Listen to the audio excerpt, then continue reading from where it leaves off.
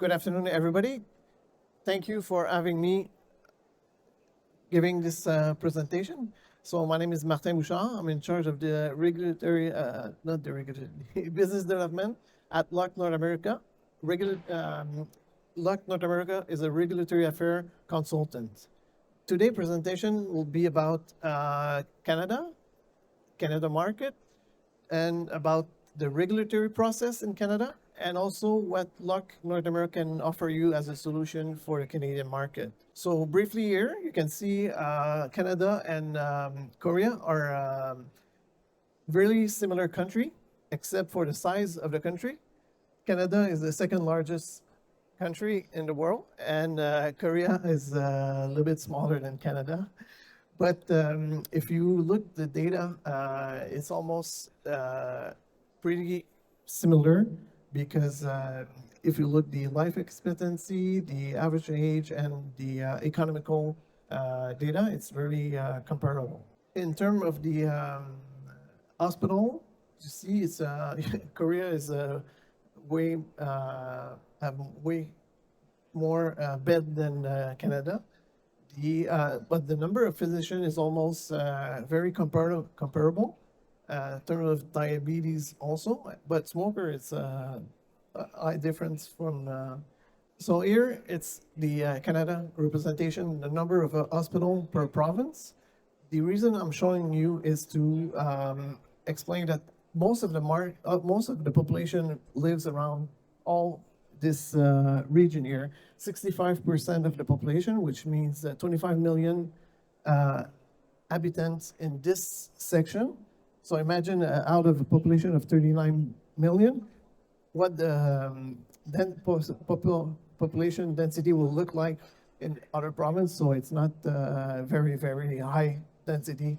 So a lot of dead space around the country. And also just to, from here to Vancouver at the end, it's a 6-hour flight. So for a manufacturer who's thinking to take over the Canadian market, it's sometimes if you wish to have only one distributor, it's sometimes impossible to have only one distributor. So also thinking about Canada, sometimes people say, oh, Canada, it's a small market. Yes, it may be a small market, but the amount spending to treat patient is higher than China. So for a manufacturer, sometimes it's not because the market is large that it's interesting.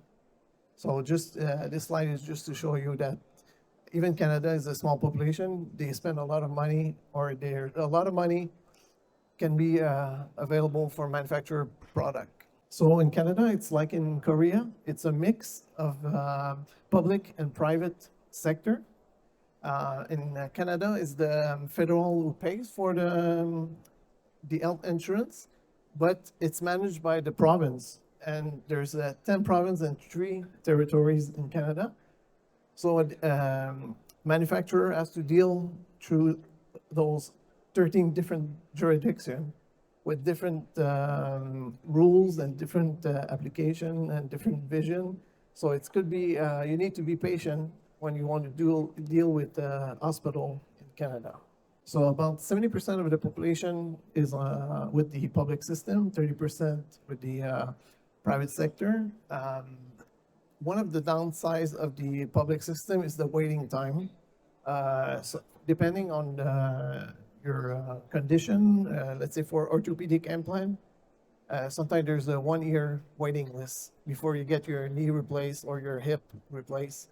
So sometimes it's a nightmare. But once you get in the system, the level of treatment or the quality of the treatment is very similar to any, or on top of the world, like in the US, it's comparable. So it's the problem is to get into, but when you're in the system, you're okay. Okay, so now we're about the regulatory part for definition of a medical device in Canada. So it's very well defined. If you fall into a category of a medical device, it's really well established. So in Canada, it's a ruling system, just like in Europe. In Canada, we have 16 different rules to classify a medical device. In Europe, it's 22. Compared to the United States, which is the comparison with predicate or so it's the classification is not the same as in Canada, but Canada and Europe are same way, work the same way. So in Canada, we have 4 classes, just like in Korea. In Europe, they have 4 classes, but they name it differently. And in the United States, they have 3. And very important because sometimes in class 1 in the US will be a class 2 in Canada. And it's not because a class 2A will be considered as a class 2 in Canada. So there's a lot of exception. And before entering the regulatory process, the classification usually should be the first step in your to establish your regulatory pathway. Because don't assume that a class 2A will be a class 2 and vice versa. Okay, so very confusing in Canada. We have the MDEL and the MDL.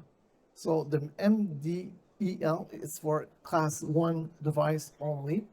So it's a medical device establishment license compared to medical device license for class 2 to class 4 device. So this is a lot of confusion for different manufacturers sometimes. Here, I just want to draw your attention on the ISO 13485 2016 MD-SAP. We'll talk about later, but remember that ISO 13485 is a synonym of your QMS, but your QMS needs to be MD-SAP certified. We'll talk about later. So here it's a visual of how the regulation process works in Canada. So you have, for the class 1, you just need establishment license. For class 2, 3, it's a device license, the MDL that we talked previously, and MD-SAP requirement, which is a hurdle or a barrier for the registration in Canada.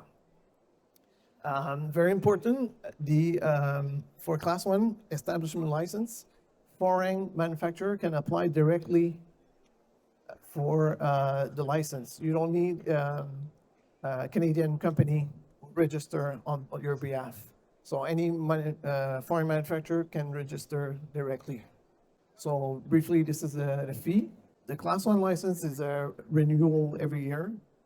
The registration for class 2, 3, or 4, it's just a one-time registration.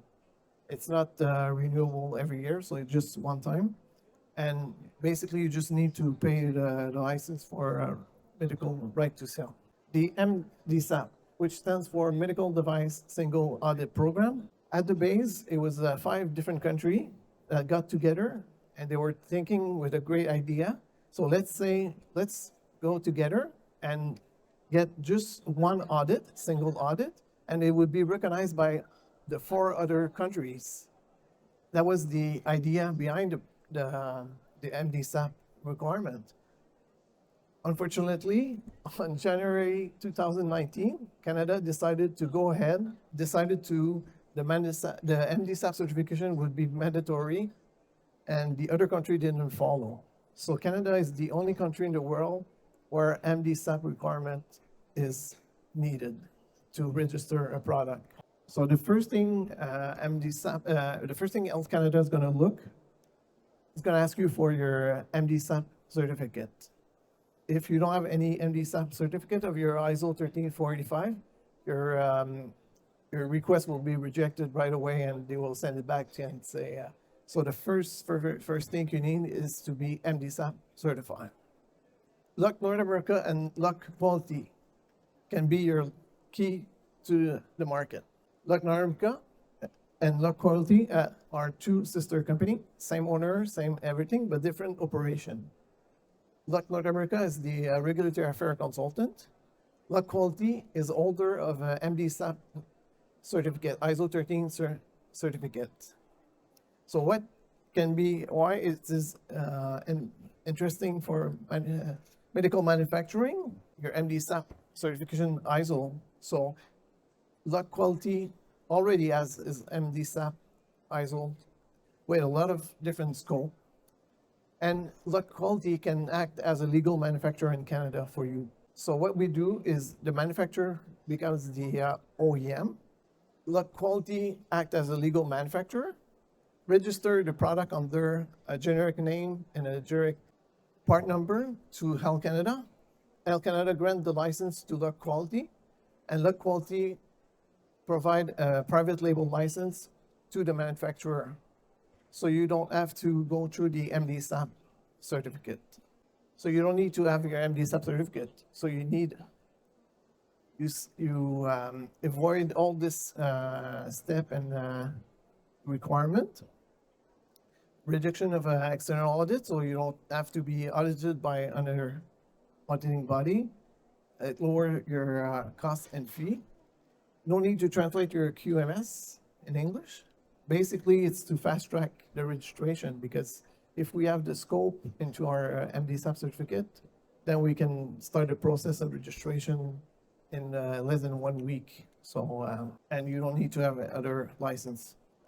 Also, another maybe interesting thing for a Korean manufacturer is there's a free trade agreement between Canada and Korea. I'm not an expert on that, but we have people at the 𝙆𝙈𝙀𝙎 at our booth over there that can help you, but it's could be something that you could consider when exporting to Canada.